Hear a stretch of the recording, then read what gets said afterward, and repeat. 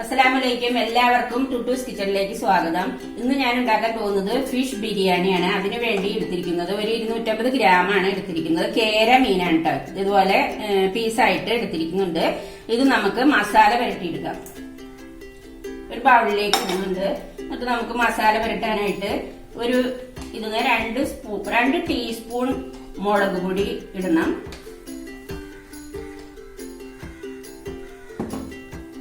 ഒരു 1/4 ടീസ്പൂൺ മഞ്ഞൾപ്പൊടി, 1/4 teaspoon garam masala, 1/4 teaspoon കുരുമുളക് പൊടി, ആവശ്യത്തിന് ഉപ്പ് പെരട്ടിയിട്ട് നമുക്ക് നന്നായിട്ടൊന്ന് മിക്സ് ചെയ്തെടുക്കണം. അപ്പൊ ഫിഷ് നന്നായിട്ട് മിക്സ് ആയിട്ടുണ്ട്. അപ്പൊ ഞാൻ ഫിഷ് ബിരിയാണി ഉണ്ടാക്കാൻ വേണ്ടിയിട്ട് ദുവാ അരിയാണ് എടുത്തിരിക്കുന്നത്. ഈ ഗ്ലാസ്സിൽ 1.5 ഗ്ലാസ് അരിയാണ് എടുത്തിരിക്കുന്നത്. നന്നായിട്ട് ഫ്രഷ് ആയിട്ട് കഴുകി വെള്ളമൊക്കെ കുതിർത്തി വെച്ചിരിക്കുകയാണ്, വാരി വെച്ചിരിക്കുകയാണ്. ഇനി നമുക്ക് ഇതൊന്ന് വേവിക്കാനായിട്ട് കലത്തിൽ വെള്ളം വെക്കാം. ഹോൾ സ്പൈസസ് ഇട്ട് കൊടുക്കാം. എന്നിട്ട് ആവശ്യത്തിന് കുറച്ച് ഉപ്പ് ഇട്ട് കൊടുക്കണം.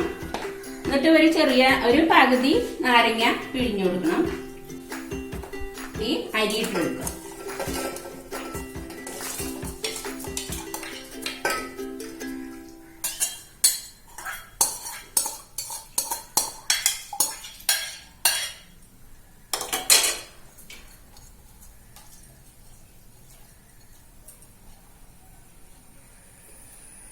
അരി ഇട്ട് കൊടുത്തിട്ടുണ്ട്, ഒന്ന് ഇളക്കി കൊടുത്തിട്ടുണ്ട്. ഇനി നമുക്കിത് മൂടി വെക്കണം. മൂടി വെച്ചിട്ട് ഇത് നന്നായിട്ട് വേവാൻ പാടില്ല. ഒരു 70% വേവാവാനേ പാടുള്ളൂ. എന്നിട്ട് അത് വെന്ത് കഴിയുമ്പോ നമുക്ക് ഊറ്റിയെടുക്കാനുള്ളതാണ്. ഇനി നമുക്ക് ഫിഷ് ഫ്രൈ ചെയ്തെടുക്കാൻ വേണ്ടിയിട്ട് ഞാനിത് ഫ്രൈ പാൻ വെക്കുകയാണ്.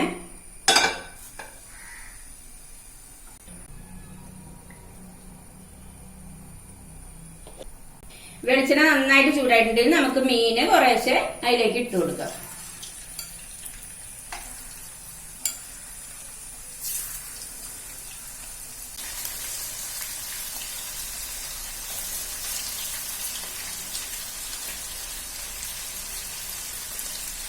മീൻ അവിടെ കിടന്ന് നന്നായിട്ടൊന്ന് മുരിഞ്ഞു വരണം. മീനെ ഒരു വശം നന്നായിട്ട് മുരിഞ്ഞിട്ടുണ്ട്. ഇതൊന്ന് നമുക്ക് മറിച്ചിട്ട് കൊടുക്കണം.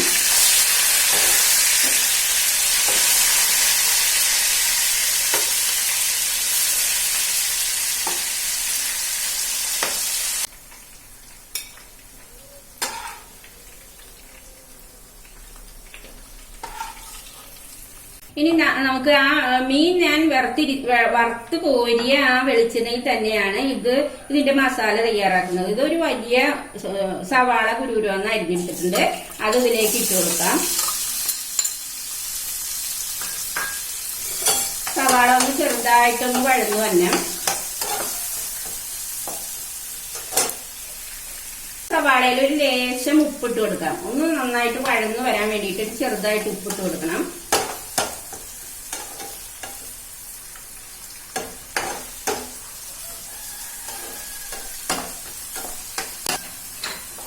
അപ്പൊ നമ്മുടെ സവാള ഒന്ന് വഴന്നു വന്നിട്ട് അതിലേക്ക് ഒരു 6 ഉള്ളി ഞാൻ ചെറുള്ളി ചതച്ച് വെച്ചിട്ടുണ്ട്. അതിട്ട് കൊടുക്കാം. എന്നിട്ടൊന്ന് വഴന്നു വരണം.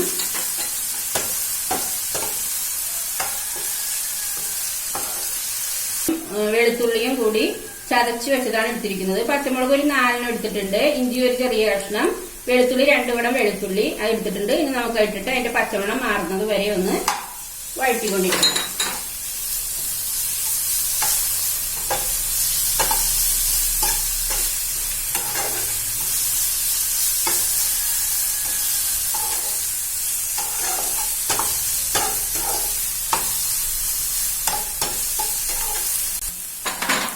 ഇപ്പൊ അതിന്റെ പച്ചമണമൊക്കെ പോയിട്ടുണ്ട്. ഇനി നമുക്കൊരു ചെറിയ തക്കാളി ചെറിയ പീസായിട്ട് അരിഞ്ഞു വെച്ചിട്ടുണ്ടായിരുന്നു. അത് ഇട്ട് കൊടുക്കാം. ഇനി അതൊന്ന് നന്നായിട്ട് വഴരണം.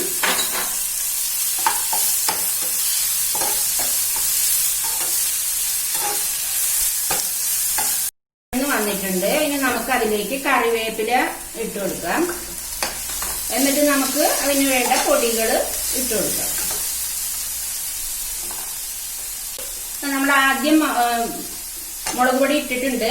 അപ്പൊ ഞാനിപ്പോ ഒരു 1/4 ടീസ്പൂൺ മുളക് പൊടി ഇടുന്നുള്ളൂ. നിങ്ങൾക്ക് എരിവ് അനുസരിച്ച് നിങ്ങൾക്ക് ഇടാം. പിന്നെ ഒരു 1/4 ടീസ്പൂൺ ഗരം മസാല, ഒരു 1/4 ടീസ്പൂൺ മഞ്ഞൾപ്പൊടി, ഒരു 1/2 ടീസ്പൂൺ മല്ലിപ്പൊടി. ഇനി നമുക്ക് ഒന്ന് പച്ചമണം മാറാൻ വേണ്ടിയിട്ട് ഒന്ന് വഴറ്റി കൊടുക്കാം.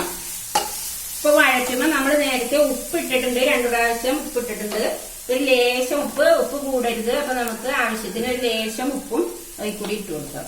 എന്നിട്ട് ഒന്നത് ആ പൊടിയുടെ പച്ചമണം മാറുന്നത് വരെ ഒന്ന് പതുക്കെ ഒന്ന് വഴറ്റി കൊടുക്കാം. പിന്നെ നമുക്ക് ലാസ്റ്റ് തൈര് ഒഴിച്ചു കൊടുക്കാം. ഒരു സ്പൂൺ തൈര് എടുത്തിട്ട് വെച്ചിട്ടുണ്ട്. ആ തൈര് ഒഴിച്ചു കൊടുത്ത് അതൊന്ന് നന്നായിട്ട് ഒന്ന് മിക്സ് ചെയ്ത് കൊടുക്കണം.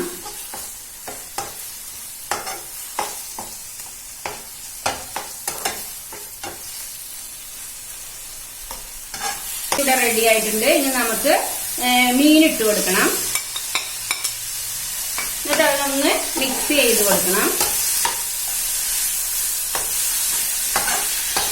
ഇപ്പൊ നമ്മുടെ ബിരിയാണിയുടെ പേസ്റ്റും ഇവിടെ റെഡി ആയി കഴിഞ്ഞു. ഇനി നമുക്ക് ചോറൊന്ന് നോക്കാം. ചോറ് നന്നായിട്ട് തിളച്ച് ആ ചോറ് നന്നായിട്ട് വേവാനൊന്നും പാടില്ല. ഈ ഒരു വേവ് മാത്രമേ ആവാൻ പാടുള്ളൂ. ഇനി ഞാനിപ്പോ ഊറ്റാൻ പോവുകയാണ്. ഇനി നമുക്ക് ഇത്തിരി സവാളയും കാഷ്നട്ടും മുന്തിരിയും നമുക്ക് വറുത്തെടുക്കാം. അതിന് വേണ്ടി ഒരു സ്പൂണ് നെയ്യ് ഇതിലേക്ക് ഒരു ഫ്രൈ പാനിലേക്ക് ഒഴിക്കുന്നുണ്ട്. നമുക്ക് ആ ഒരു സവാള ഒന്ന് വറുത്തെടുക്കാം. പാത്രം വെച്ചിട്ടുണ്ട്, അതൊന്ന് ചൂടാവട്ടെ. അപ്പൊ അതൊക്കെ ഒന്ന് ചൂടാവണടി. അപ്പൊ നമ്മുടെ പാത്രം ചൂടായിട്ടുണ്ട്. അതിലേക്ക് ഒരു ലേശം നെയ്യൊന്ന് പുരട്ടി കൊടുക്കാം. നമ്മുടെ ചോറ് അതിലേക്ക് ഇട്ട് കൊടുക്കാം.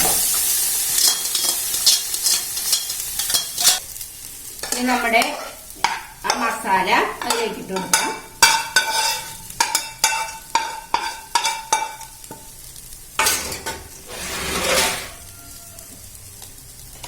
ഇനി നമുക്ക് ഇത് വെച്ചിട്ട് ഒന്ന് പതുക്കെ ഒന്ന് മിക്സ് ചെയ്ത് കൊടുക്കാം. ഇനി നമ്മള് വറുത്ത് വെച്ചതായ കാഷ്നട്ടും സവാളയൊക്കെ കൂടി ഒന്ന് വിതറി കൊടുക്കാം.